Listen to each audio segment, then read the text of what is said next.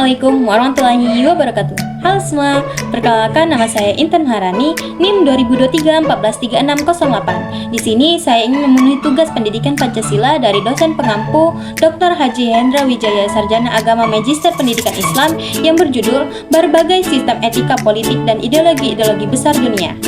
Etika politik dan ideologi besar dunia adalah konsep yang terkait dengan pendekatan moral dalam politik dan sistem negara.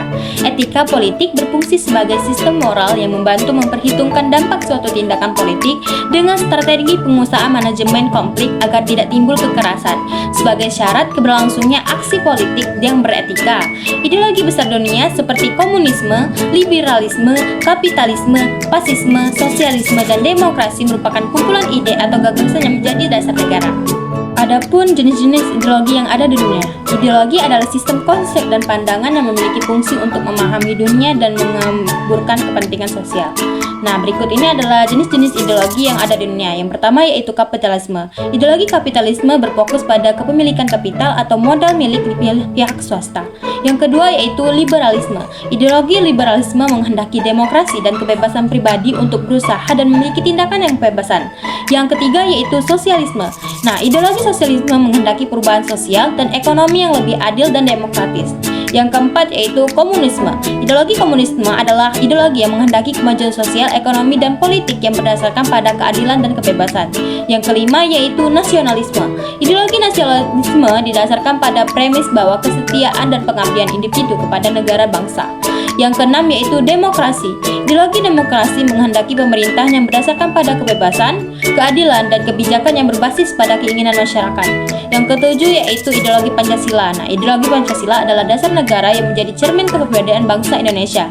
Yang kedelapan yaitu ideologi Islam. Nah, ideologi ini adalah yang menghendaki keadilan, kebebasan, dan kesejahteraan masyarakat yang berdasarkan pada agama Islam. Setiap ideologi ini memiliki tujuan dan prinsip yang berbeda dan masing-masing memiliki dampak yang berbeda pada kehidupan dan politik di negara-negara yang menganutnya. Sistem etika Pancasila, liberalisme, dan komunisme memiliki perbedaan yang signifikan dalam nilai-nilai paham politik, ekonomi, dan budaya. Pancasila adalah sistem etika yang mencakup 5 sila Pancasila yang merupakan nilai-nilai utama yang berasal dari Indonesia. Pancasila mengutamakan keseimbangan antara dan kewajiban, sementara liberalisme mengutamakan kebebasan individu. Komunisme merupakan sistem ekonomi yang mengutamakan kepemilikan bersama atas alat-alat produksi, yang memiliki tujuan terwujudnya masyarakat yang makmur, masyarakat komunis tanpa kelas dan semua orang sama.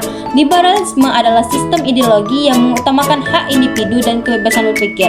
Liberalisme memiliki dua paham, yaitu demokrasi politik dan kapitalisme dalam ekonomi. Liberalisme mengutamakan individu dan kebebasannya, sedangkan komunisme mengutamakan kepemilikan bersama atas alat-alat produksi. Pancasila mencakup nilai-nilai yang berasal dari Indonesia, seperti kepercayaan atas Tuhan, kebangsaan, kewirausahaan, kesejahteraan sosial, dan kesatuan suku dan bangsa. Liberalisme mengutamakan hak individu, kebebasan berpikir, sedangkan komunisme mengutamakan kepemilikan bersama atas alat-alat produksi. Nilai-nilai dasar Pancasila adalah prinsip-prinsip yang diterima sebagai landasan yang mutlak yang dapat menjadi inti dari sila-sila Pancasila yang universal.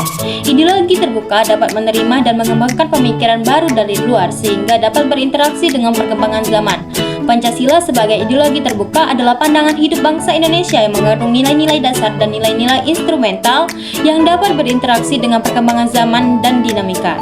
Adapun ciri-ciri ideologi terbuka yaitu yang pertama yaitu ideologi terbuka lahir dari nilai-nilai cita-cita yang muncul dan tumbuh dari kekayaan spiritual, moral, dan budaya masyarakat itu sendiri. Yang kedua yaitu ideologi terbuka bukan sekedar sesuatu yang bisa disetujui, melainkan sesuatu yang sangat diperlukan.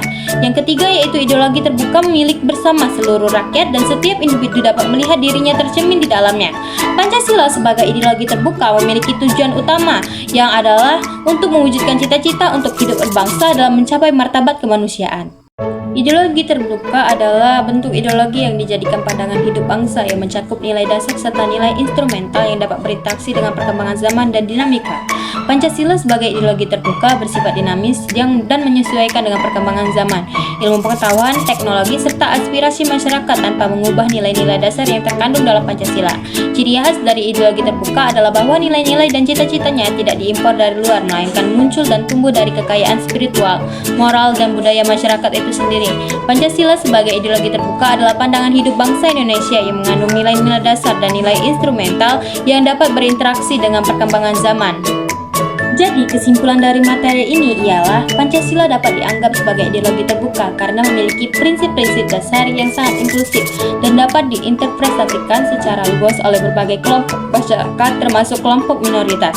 Pancasila juga terbuka untuk perkembangan dan perubahan dalam menghadapi perubahan sosial dan politik. Selain itu, Pancasila memiliki nilai-nilai universal yang dapat diaplikasikan dalam berbagai konteks baik lokal maupun global. Nah, itu saja penjelasan saya mengenai berbagai sistem etika politik dan ideologi-ideologi besar dunia. Saya mohon maaf apabila ada kekurangan materi dan kesalahan dalam informasi. Saya akhiri. Wassalamualaikum warahmatullahi wabarakatuh.